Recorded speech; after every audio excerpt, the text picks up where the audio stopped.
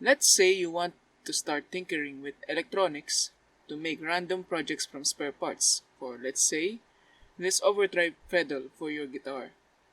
When you're going to buy the commercial solution, you will find that it can cost you quite a bit versus just making it on your own.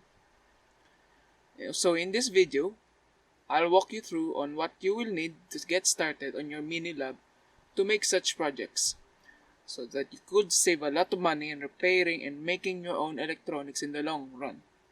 Ready? Let's get into it.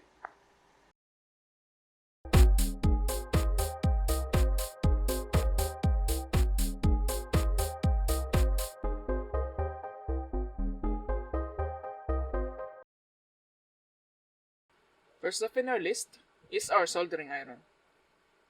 The iron will be used in harvesting components from all the electronics and also creating your projects.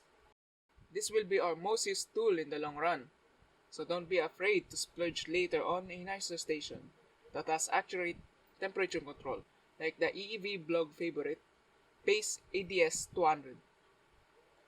But of course, we can't justify yet getting a $300 station when starting out. So for a start, I really recommend the TS100, in which you can see from mine the extensive use that it got in the past 2.5 years that I got it.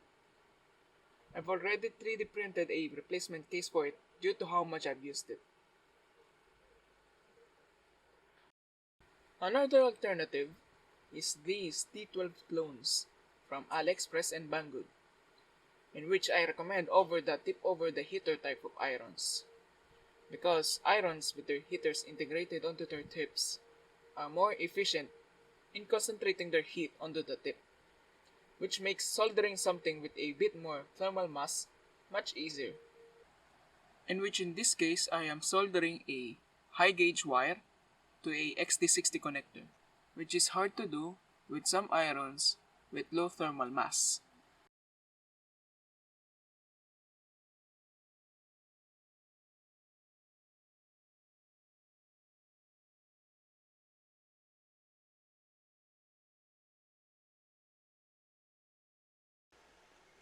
But if your budget is a bit tighter, you can get a wall-powered iron like this 4 to 5 watt one, which can get the job done most of the time. Be careful though, if the wall iron that you buy isn't grounded to mains earth, as it may zap you with mains voltage if it is low quality, and could also destroy sensitive components. But for the common microcontroller like the Arduino and discrete components, it is fine for the job. Next up is our trusty multimeter. I started with those El Cheapo $5 multimeters, in which it will suffice for most low voltage, low current projects.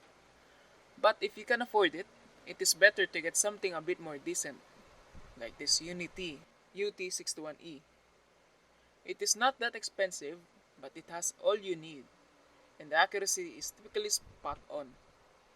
If also you want to sanity check your meters, you could get this cheap voltage reference that is based on the AD584JH by Analog Devices, which has an accuracy spec of about plus minus 30 millivolts at 10 volts, which is pretty good to recalibrate your meters.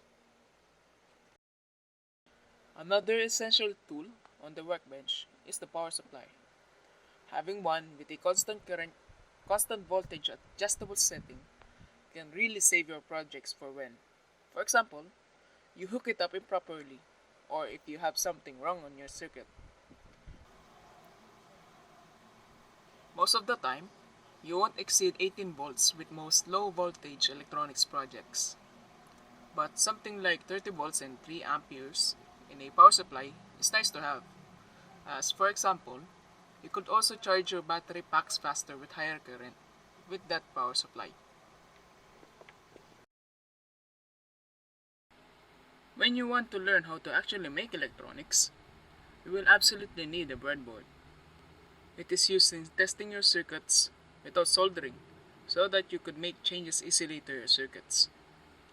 It is also where your prototypes will absolutely look awesome, like in my old Arduino frequency generator prototype as shown. As for hand tools that I frequently use, these are wire cutters, tweezers, wire strippers, long nose pliers, screwdrivers, and a hot glue gun. You can all cheaply get these on any local hardware store. You can get those automatic wire strippers, but I usually just use my manual ones, as I only use the automatic one when I have a lot of wire to strip. For screwdrivers, get a set of standard precision Phillips and flathead screwdrivers and a cheap multi-bit screwdriver set. The multi-bit set is especially useful for when you are opening electronics with security screws, like pentalobes and Torx type screws. For the consumables, you have solder wick, flux, spudgers, shrink tubing, perforated boards, and wire. Any wire that we can get out of electronics, we can use. I prefer those old IDE cables as they are thin and of decent gauge to use as hookup wire. But as always, you can always buy a spool off of your local hardware store. I recommend a range of 18 to 22 gauge wire for hookup and 12 to 14 gauge wire for higher energy projects. Perf boards is what you will actually use to build the prototypes that you have made on your breadboard permanently. The solder I use is this electroalloy solder, which is a 4060 leaded solder, which you should not cheap out on. I recommend getting the best 1 pound spool of medium diameter solder that you can buy in your country, such as Kester or Multicore. If you get the El Cheapo random solder from China, like this no-name, high-quality solder, your soldering job will turn out ugly, and what you solder will not make a good electrical connection, even if you flood the board with a ton of flux. I don't know, maybe they use pot metal for this solder. For flux, I use this generic quote-unquote Amtech flux from China, which is pretty inexpensive and gets the job done. Solder wick is used to help with desoldering, along with a desoldering pump, in which the pump is used to suck out much of the solder, and the wick is used to almost completely remove all of the remaining solder. Remember to get wick with flux already in it for easy usage. Meanwhile, spudgers are what I use to pry open electronic enclosures. They leave the least damage on the external housings and make it easier to open the housings. And now for shrink tubing, the best insulation that you can use in the wiring of your projects. It never gets loose over time, unlike electrical tape, and provides some strain relief onto the solder joint that you did.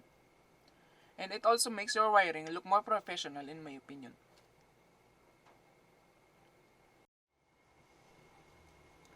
All of the listed equipment is the absolute minimum tools in my opinion that you need to start tinkering and modifying electronics. If you like this video and want more like it, please leave a like, subscribe to the channel, and if you want to support what I do, please visit my Patreon page down in the description below.